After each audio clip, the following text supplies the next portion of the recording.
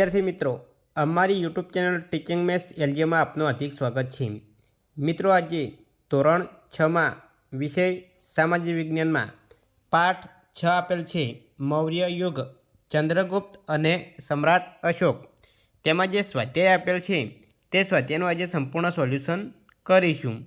જો મિત્રો તમે ચેનલમાં નવા હો અને ચેનલને સબસ્ક્રાઈબ કરવાની બાકી હોય તો ચેનલને સબસ્ક્રાઈબ કરવા વિનંતી, જેથી તમને જે નવી અપડેટ આવે છે તે અપડેટ મળતી રહે। હવે વધુ સમય ન લેતા આપણે સ્વાધ્યાય સોલ્યુશન કરીશું। હવે પ્રશ્ન 1 આપેલ છે કે નીચે દરેક પ્રશ્નના ઉત્તર માટે આપેલા વિકલ્પોમાંથી સાચો વિકલ્પ શોધી અને ઉત્તર લખવાનો છે। તેમાં 1 આપેલ છે ચંદ્રગુપ્તની તમામ સિદ્ધિઓમાં તેમના કયા ગુરુના માર્ગદર્શને ઘણો મહત્ત્વનો ભાગ ભજવ્યો હતો। અહીં 4 ઓપ્શન આપેલા છે। તો 4 ઓપ્શનમાં સાચો જવાબ જોઈશું તો જવાબ આપશે સી, ગુરુ ચાણક્યના। બીજો પ્રશ્ન છે ચાણક્ય દ્વારા લખાયેલા કયા ગ્રંથમાંથી તે સમયની રાજકીય, સામાજિક અને આર્થિક વ્યવસ્થા અંગેની માહિતી મળી રહે છે? તો જવાબ આપશે અર્થશાસ્ત્ર। અહીં ડીમાં આપેલ છે તે સાચો જવાબ છે। અહીં આગળ જોઈશું તો આગળ ત્રીજો આપેલું છે કે બિંદુસારે અશોકની કયા પ્રાંતના રાષ્ટ્રીય તરીકે નિમણૂક કરી હતી? તો એ 4 ઓપ્શન આવેલા છે, તેમાં સાચો જવાબ છે એ અવંતી આવશે। 4 અશોકે સંઘમિત્રાને બૌદ્ધ ધર્મના પ્રચાર માટે ક્યાં મોકલ્યા હતા? તો એ 4 ઓપ્શન આપેલા છે, તેમાં સાચો જવાબ છે બી, સિલોન। તો એ સિલોન મોકલ્યા હતા એટલે સાચો જવાબ છે બી। હવે આગળ જોઈશું તો આગળ 5મો પ્રશ્ન આપેલો છે, તેમાં અશોકના મોટા ભાગના અભિલેખોની ભાષા કઈ હતી? તો જવાબ આવશે સી, પ્રાકૃત। તો એ પ્રાકૃત ભાષામાં લખાયેલો છે એટલે જવાબ આવશે પ્રાકૃત। તો આગળ પ્રશ્ન 2 આપેલો છે, તેમાં નીચેના પ્રશ્નોના ટૂંકમાં ઉત્તર આપવાના છે। તેમાં પહેલો પ્રશ્ન આપેલો છે સમ્રાટ અશોકનું વિશાળ સામ્રાજ્ય ક્યાં સુધી ફેલાયેલું હતું?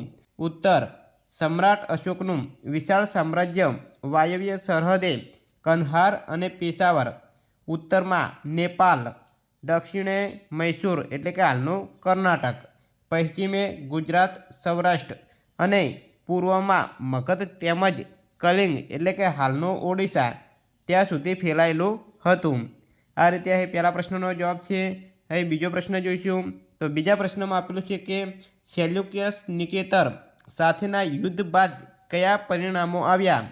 તો એનો જવાબ છે સેલ્યુકસ નિકેટર સાથેના યુદ્ધ બાદ ચંદ્રગુપ્તને વિજય મળતા 4 પ્રદેશો મળ્યા।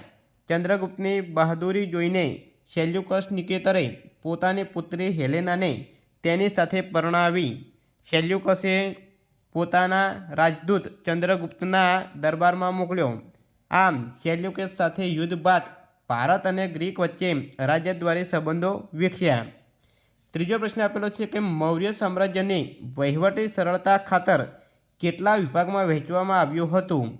જવાબ, મૌર્ય સામ્રાજ્યને વહીવટી સરળતા ખાતર 3 વિભાગોમાં એટલે કે અંગોમાં વહેંચવામાં આવ્યું હતું। ચોથો પ્રશ્ન આપેલો છે કે અશોકે ગૌતમ બુદ્ધના કયા સિદ્ધાંતોના પ્રચાર પર ભાર મૂક્યો? જવાબ આવશે અશોકે ગૌતમ બુદ્ધના પ્રેમ, દયા, કરુણા, અહિંસા, સદાચાર, અનુકંપા વગેરે સિદ્ધાંતોના પ્રચાર પર ભાર મૂક્યો હતો। 5 રાષ્ટ્રીય તરીકે નિમાયેલ અધિકારીઓના કાર્યો જણાવો। જવાબ આવશે રાષ્ટ્રીય તરીકે નિમાયેલ અધિકારીઓના કાર્યો આ મુજબ છે। 1 સમગ્ર પ્રાંતમાં શાંતિ વ્યવસ્થાની જાળવણી કરવી। 2 કરવેરા ઉઘરાવવા। 3 રાજાઓના આદેશનું પાલન કરવું। 4 પ્રાંતમાં બનતા બનાવોથી સમ્રાટ એટલે કે કેન્દ્રને સતત વાકેફ કરતા રહેવું। હવે પ્રશ્ન 3 આપેલ છે કે નીચે આપેલા વિધાનો ખરા છે કે ખોટા તે જણાવો।